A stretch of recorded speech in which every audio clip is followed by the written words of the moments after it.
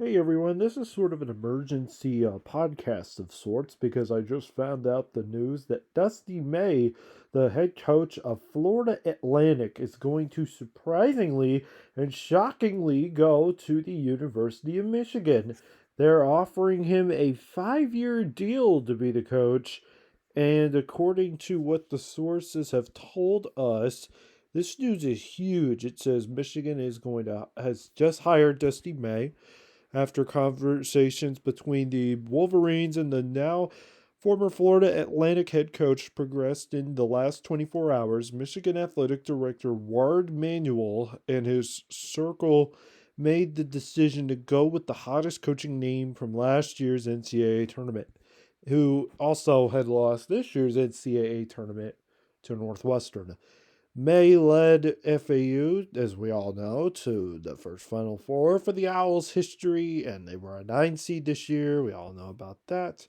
Of course, we know about his coaching history, where he's gone before, which it says with a move from Conference USA to the American Athletic Conference this year, FAU had a firm target on its back and still went 25-9, and it even set up above. They went 35-4 last season.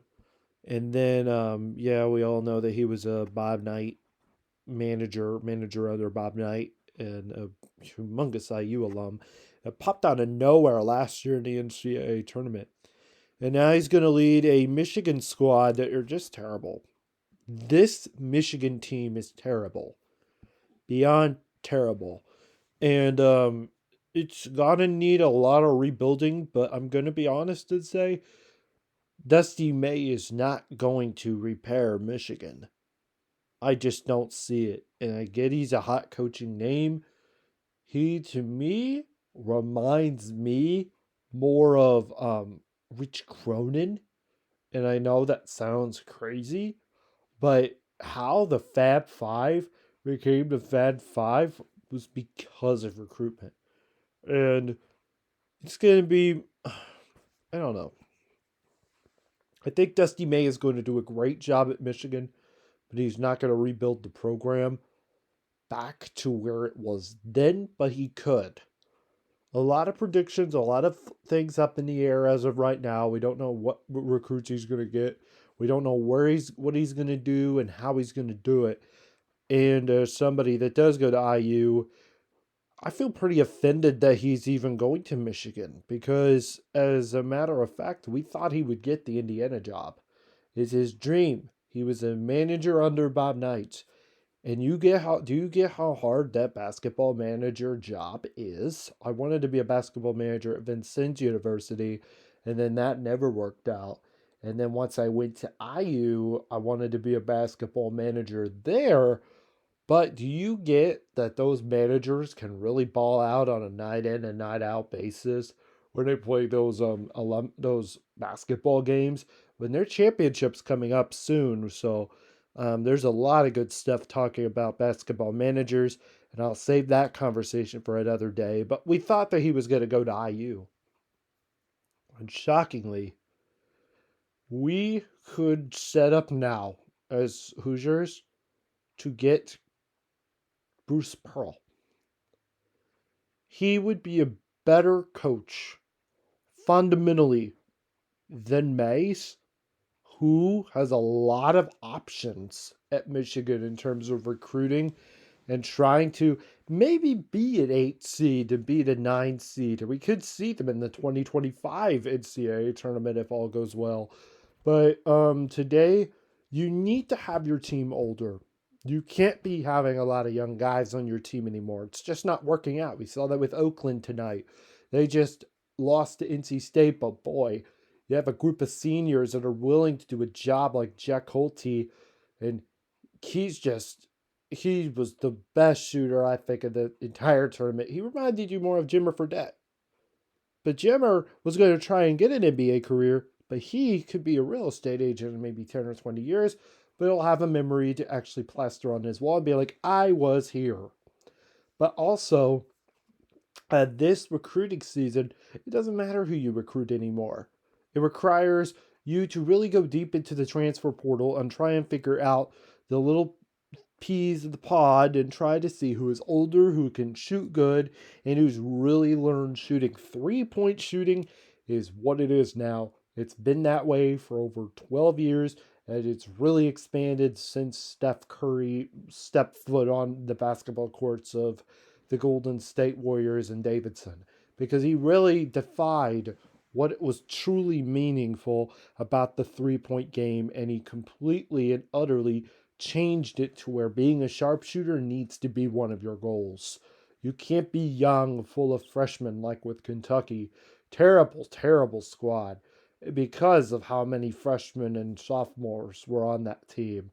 And it was just awful to see that team lose to an Oakland squad that needs a new coach. And for that, I would not doubt if Bruce Pearl did get the Kentucky job if Calipari left. Calipari needs to call it a day. He's coached for decades. Still remember him from his Memphis years, but he coached at UMass, Memphis, and then Kentucky. But he genuinely is one of the best coaches in America. And Bruce Pearl is also a great coach in America. He's more like a high school assistant coach or a high school assistant principal. And he's sitting in the office all day because we had one principal that was similar to him. But he seems soft on the inside, very hardened on the outside. And I think he's got a lot of hope and potential to try and change this Indiana program. But if I had to go right now into the coaching hires, that I may make another podcast about, because Indiana, maybe during the off season, but Indiana needs better coaching. Michigan's getting a great coach in Dusty May. It's not him. It is not him. He's going to do a good job there. I just don't think he's going to fully rebuild the program. But they could be an 8-9 seed that squeezes into the Sweet 16 here in the next 4 to 5 years. We'll have to wait and see. But again, this was a good hire by Michigan. I'm not saying that this is all bad. I'm saying this is a good hire by Michigan. And I commend them for hiring Dusty. But it's just not the way I wanted it to turn out. I don't think it's the way a lot of fans wanted it to turn out. And it's very much so a more common trend now to try and get coaches that are having a lot of experience. And yeah, they are also saying that Louisville is also looking for a head coach right now. So Louisville's going to be a team that's looking for a head coach. Michigan's already hired their head coach. And I'm going to say it. I'm going to say that also another team that needs a head coach later is now Ohio State is looking good on head coaching. This could be the firing of Chris Holtmann was a very shocking fire. And now they got a coach that could stay and really repair the program long term. But it's more based on the fact that, oh, and I know the other school now that I was going to mention, but Louisville and IU need really new head coaches. But if IU needs a new head coach later, they'll really have to go into the coaching portal and try to figure that all out. But it's going to be a lot to really think about with Hoosier fans and Ohio State fans, but we're really making it do. Again, Dusty May just got hired by the Michigan Wolverines on a 5-year deal, and I will be going to bed tonight. We will have more coverage on the NCAA tournament coming probably after tomorrow, going into Monday. So we'll talk more about the NCAA tournament. I got a lot more time this week, so we'll really talk a lot before we go in straight into the Sweet 16. But the last thing I wanted to end on a note was the whole Kim Mulkey situation with the Washington Post. Just saw a really funny meme from SNL that showed Melissa McCarthy, who she played a head coach in that film or in SNL during a skit, and it was pretty hilarious.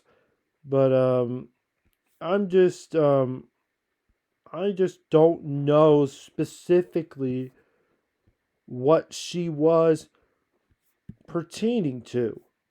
And it looks bad that there could be a scandal on the horizon, but I don't know if this is true or not because she's first of all blaming journalists right off the bat on what was a really just simple day of women's college basketball.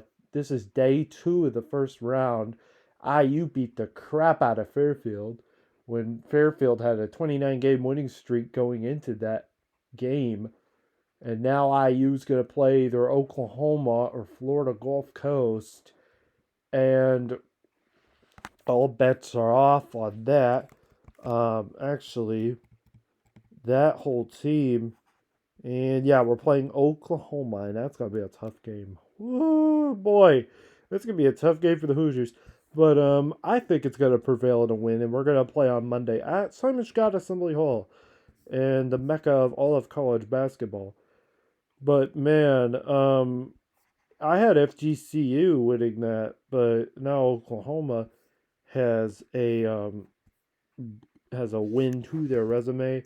And now you also the other thing I like, 2 teams with cream and crimson. But let's go back to the Kim Mulkey section one more time. The Kim Mulkey thing has been a real discussion, and we're interested to see what the Washington Post article is. But whatever's going on over at that LSU program, they've made a lot of headlines this year. You had Angel Reese with her supposed incident that happened for 3 straight weeks during the season. We had multiple players out with injuries. We had now this and the fight that happened with South Carolina and LSU that could have and should have suspended a lot of their players.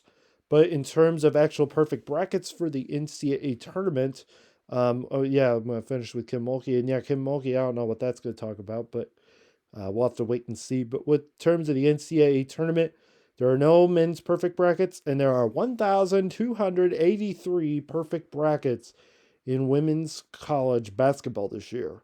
Again, that's 1,283 perfect brackets. Whew, wow, that's a lot. That is a lot. And usually that will not stay perfect after maybe tomorrow. A lot of those brackets will slip. But the men's, I was kind of shocked because Oakland, for my family, we love bears. And you see all the time, like Braden Bear-Lents, like with our current family situation that we're having. We like to call ourselves bears because my mom is into stuffed teddy bears.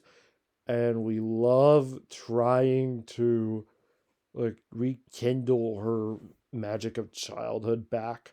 And so we wanted to pick the Grizzly Bears so badly, but then we ended up picking Kentucky over its history. And so the women's bracket, there could be maybe 1 or 2 that are perfect. I don't think they'll all stay perfect by the end of the day because a lot of upsets will take place. And of course, all of our brackets are busted. We're we're all busted on men's and women's brackets, and there wasn't a lot of hope. And yeah, we'll have to wait and see on that whole saga of the bracketology. Bracketology is not easy. It's not something it's something you can go to school for. It's an individual class taught, I think, at the University of Virginia or somewhere like that. But it's taught at some very, very big school. And it's taught throughout the year. It's a very interesting class. Very interesting class that you can take at the school. And I think you can also get a degree out of it as well, so you can be a professional bracketologist. So a lot of people go from far and wide to that college and take that course.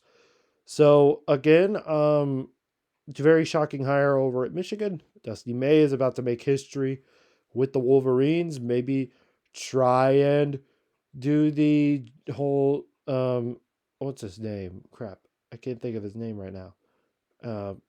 Can't think of his name. He's on ESPN, but their head coach John Beeline and he's actually could be stepping in his footsteps as, again, another white coach at Michigan who is about to probably lead them to multiple national championships. Thank you guys so much for listening. This is Braden Bears closing off from the Cinderella Slippers podcast after that emergency timeout. We'll come back with more NCAA tournament coverage throughout the week, including day 1 and 2 thoughts from the second round of the men's basketball tournament and first round thoughts from the women's basketball tournament, which I went into a little bit of detail on that, plus Division II basketball tournaments as well, and how those have been shaping up to be. Thank you guys so much for listening. Have a great night, and I hope you all enjoyed the tournament.